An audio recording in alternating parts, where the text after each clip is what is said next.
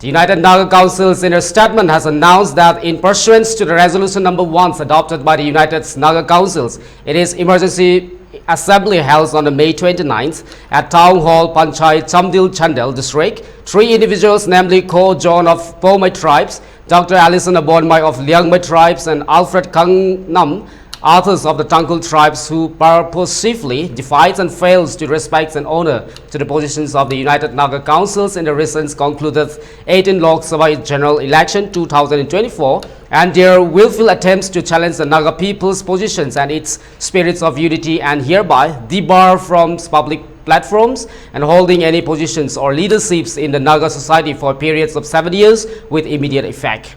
Therefore, all the constituent units, subordinates or associates units of the councils and Naga populace are directed to uphold the resolutions of the UNC and enforce accordingly in their respective jurisdictions.